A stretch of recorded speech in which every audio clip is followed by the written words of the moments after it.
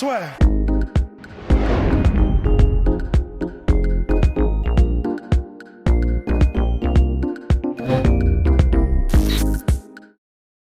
Bien, bonjour à toutes et à tous et bienvenue dans le podcast La Soirée. Bonjour mon cher Russ. Bonjour mon cher Guillaume. Alors nous sommes toujours à Abu Dhabi, ça ne se voit pas, mais c'est un vrai fauteuil d'Abu Dhabi. Exactement, mais normalement vous aurez bientôt des images, n'est-ce pas Russ? Ah bah oui, complètement. Voilà, et il n'y aura pas donc beaucoup de vlogs, hein. On va se concentrer sur le Cali, c'est ce qu'on s'est dit. Donc il y aura un truc bilan, la vie sur Fight Island. Ouais, voilà, ni plus ni moins. Mais oui, c'est ça en fait, comme ça, parce que c'est vrai que faire beaucoup de vlogs, en fait, ça aurait peut-être pas beaucoup de sens, puisqu'une fois que l'UFC 251 sera passé, bah, il y aura le tour de la Fight Island. Mais si on le sort au bout d'une semaine, ce sera un peu dommage, sachant qu'il y aura d'autres images. Complètement. À glaner. Complètement, exactement. Et oui, on va parler aujourd'hui du deal Venom. Venom qui est notre sponsor, bien évidemment, nous en sommes très fiers, contents, ravis. Lirez dans la description si ça vous intéresse justement d'aller sur Venom choper 2-3 choses. Ils ont récupéré le gros lot, à savoir l'UFC. Ils prennent la place de Reebok, un Reebok deal qui avait été particulièrement décrié. Rust va revenir là-dessus. Et là, avec Venom, un, Cocorico, parce que c'est une marque française, et puis deux, ok, il y a certains qui peuvent se dire, bah ce n'est pas justement une marque comme Reebok, comme Under Armour, comme Nike, mais c'est une marque qui est vraiment hyper implantée dans les sports de combat. Et MMA particulièrement en fait, parce qu'ils ont aussi Lomachenko en boxe, ils ont des kickboxers, mais c'est vrai que voilà, en MMA, c'est vrai que généralement... Lyoto Machida.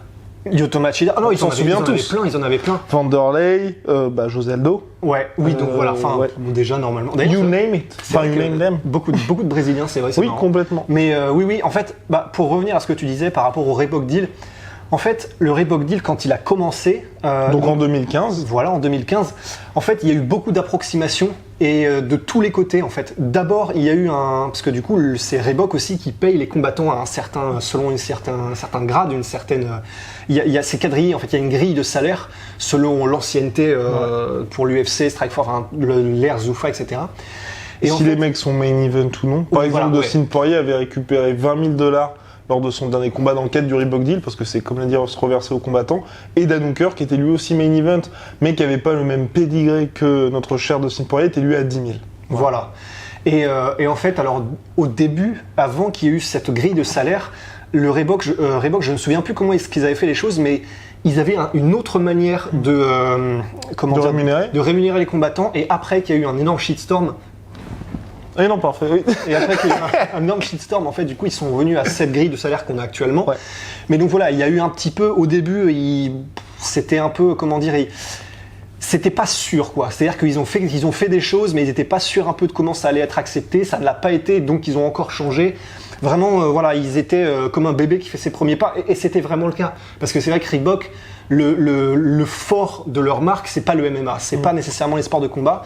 Et du coup, bah voilà, il y a un mot que je cherche depuis le début, j'arrive pas à la laisser, c'est pas de déambuler, voilà, c'est un truc que fait les bébés quand ils commencent à marcher, enfin j'ai oublié.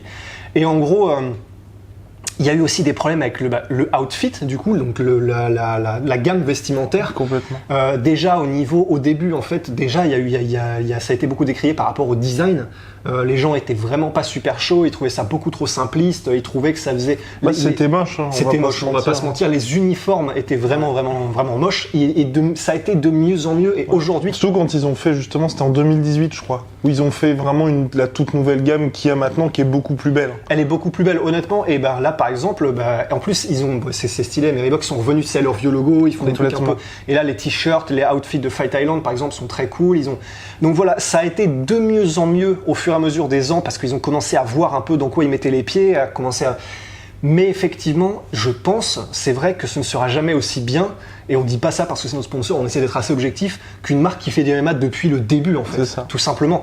Et c'est ce que disait Lawrence Epstein, d'ailleurs, c'est quoi? C'est le COO? COO, oui, je sais même pas ce que ça veut dire. C'est le boss des opérations, quoi. Ok, ouais. Bah donc voilà, et en gros, lui, il disait que c'est ça qui est bien, et Dana White, je crois, l'a dit aussi, c'est qu'au moins là, on va travailler avec des gens, ils font pas genre, du cricket, du football, ils viennent ici parce qu'en gros, ça sent bon et que le sport est en train d'exploser, et voilà, ça devient, du coup, ça devient du MMA. Eux, ils savent le faire. Ils le font depuis le début, leur pôle de recherche, de développement, etc. Ils sont concentrés sur les sports de combat depuis le début, les gants, les PAO, etc. Donc c'est vrai que ça c'est quand même génial, et pour l'UFC c'est pas mal du tout. Donc Donc ça, c'est vrai que c'est très bien. Et en plus de ça, je sais pas si tu l'as déjà dit, mais Lawrence Epstein a dit que par rapport au salaire, il allait y avoir une substantielle augmentation des salaires. Complètement. Il n'a pas été plus loin, on lui a demandé, mais substantiel, ça veut dire quoi? Substantiel veut dire substantiel. Enfin, meaningful means meaningful. Et en gros, on ne sait pas de combien... Oui, pour l'instant, on ne sait pas non plus la valeur aussi du deal, parce que c'est vrai que le Reebok avec l'UFC, qui devait se finir en décembre, c'était 70 millions, donc sur toute la durée, prolongé jusqu'en mars pour permettre justement à Venom d'arriver dans les meilleures conditions possibles. Donc Venom arrive avril 2021 dans la cage de l'UFC et Reebok s'occuperont toujours des chaussures au moins jusqu'à la fin de l'année 2021. D'accord. Mais oui, oui monsieur. Et donc ça permet justement à Venom d'être dans de bonnes conditions. On ne connaît pas la valeur, comme l'a dit Ross, ni du deal, la Venom, ni, enfin je pense qu'il y aura des fuites prochainement, ni de... à quel niveau vont être rémunérés les combattants. En tout cas, ce qui est sûr, c'est que là, sur les 70 millions où l'UFC justement avait dit que tout allait revenir aux combattants, là je crois qu'on est à 35 millions qui ont été reversés aux combattants sur 5 ans. Donc peut-être que, je sais pas, ils vont peut-être pas doubler ce qu'ils vont donner aux combattants, mais c'est vrai qu'en tout cas, ce qui est une bonne nouvelle pour eux, c'est qu'on peut s'attendre à des hausses de ce côté-là. D'accord, ouais, bah oui, complètement. Et puis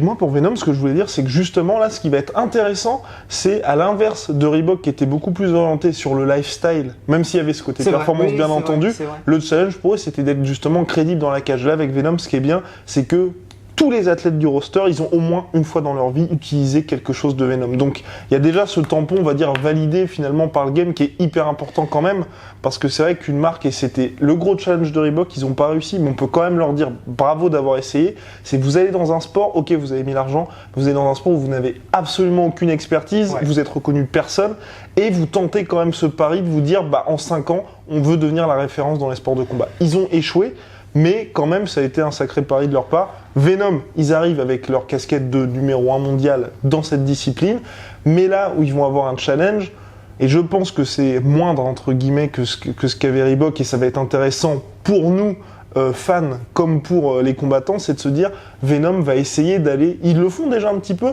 avec les bombers, ces trucs comme ça, vous pouvez d'ailleurs voir sur leur site. Mais juste, c'est vrai, pour la collection Lomachenko, il y a toute une gamme lifestyle, c'est justement sortir un petit peu du sport et du côté performance, pour pouvoir proposer un petit peu des fringues qui sortent de la cage. Et ça, avec, je pense, les ambassadeurs qui vont soigneusement sélectionner, ça devrait être pas mal, mais ça va être intéressant comme truc. Ça va être super intéressant, parce que ça, c'est vrai que, très franchement, les fringues Reebok, là, sur la fin, du coup, j'avais eu l'honneur et la chance d'aller avec Segan et Fernand à Busan, et du coup, il m'avait filé, en fait, un sac, comme j'étais cornerman, avec des fringues dedans, et vraiment, pour être tout à fait honnête, c'est des fringues que je porte dans la vie de tous les jours, en fait. Ça, je peux vous le dire. Le pull, les t-shirts, je les porte, parce que c'est vraiment du lifestyle, c'est simple, c'est pas complètement flashy, et c'est très quali, les chaussettes là. Et en fait, c'est vrai que... Mais d'un autre côté, voilà, c'est plus facile, je pense que tu as raison, effectivement, d'aller d'abord de la performance, parce que c'est ça qui est le plus... Il faut une vraie expertise, mais ultra pointue sur le sport pour pouvoir produire vraiment des... Voilà, c'est ça, des PAO, du matériel de haute performance. Et c'est peut-être un peu plus simple, effectivement, d'aller vers des trucs qui ont des designs plus épurés, etc. Ça, c'est sûr. Puis surtout que t'as pas ce côté, il faut que ce soit solide, ou... Enfin, tu vois, un t-shirt en soi reste un t-shirt. Si c'est pas performance... C'est ça. Et en plus de ça, pour le coup, Venom...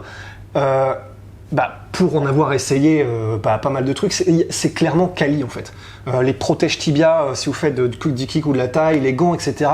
Clairement, Venom, c'est vraiment... C'est un certain standard. Et même les sacs que Rost ponce particulièrement à Fitness Park. C'est vrai. Donc en fait, c'est très quali. Et c'est ça qui fait plaisir, c'est que on sait ce qu'on va avoir, on sait à quoi s'attendre, et vraiment ça soulage. C'est ça le mot que je cherche. Ça soulage de savoir que là, à partir d'avril 2021, il va y avoir probablement un gros step-up en termes de qualité de matos. Pour le sponsor officiel de l'UFC, quoi. Ouais, et j'espère aussi, et je pense, c'est une bonne nouvelle aussi, parce que je pense que Venom aussi va un peu step up aussi, parce que mine de rien, pour eux, c'est quand même énorme qu'une marque française comme ça, certes ils sont leaders, mais voilà, leur compétiteur quand même, quand il y a Reebok qui arrive, c'était Reebok qui était quand même un géant.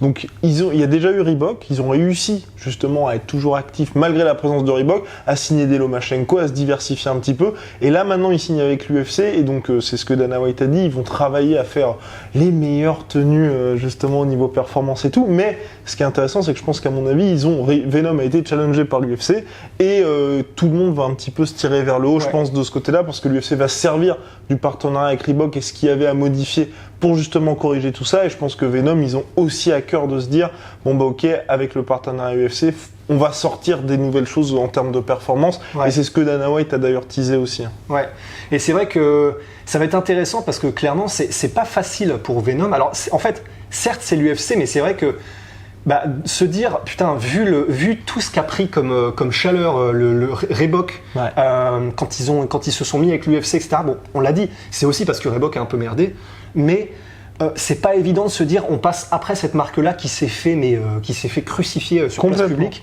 Donc voilà, ils vont vouloir faire les choses au mieux possible et probablement que tout le monde y sera gagnant. C'est clair. N'hésitez pas à dire ce que vous pensez justement de ce Venom deal, voilà, je veux dire Reebok deal, de ce Venom deal, et si vous attendiez justement un Venom qui faisait partie des finalistes, ou alors vous attendiez à une autre marque. En tout cas, c'est vrai que maintenant on est impatient quand même de découvrir les nouvelles tenues, les tenues aussi pour la Fight Week. De voir l'évolution de Venom en fait par rapport à ça. Exactement, et de voir même moi je suis aussi curieux de voir ce qui va se passer pour Reebok, parce que mine de rien, Reebok ils avaient quand même signé Khabib Nurmagomedov, Conor McGregor, Rose Namajunas et d'autres combattants. Paige Van Zandt, ouais. Que vont-ils faire c'est compliqué, je pense, quand même, de se dire, ok, vous avez investi pendant 5 ans, et là, sortir complètement du game, surtout quand on a des athlètes de ce calibre. Ouais. Assez curieux de voir ce qui va se passer. Mais ce serait tellement étrange qu'ils continuent de sponsoriser Conor et Khabib, alors que ce ne sont plus eux les sponsors officiels. Ça me paraît bizarre. Ouais, ce serait très bizarre. Enfin bref, vous connaissez la formule, affaire à suivre. Affaire à suivre. Mon cher Rust, je vous dis à la prochaine. Big shout out to my sweet protein. Always. Avec le t-shirt qui lui va. Et qui nous va. Il va. Oui, c'est vrai. Mais, voilà. Lifestyle, performance. Voilà. Moins 40% avec le code la sueur. À la prochaine. À la prochaine. Swear.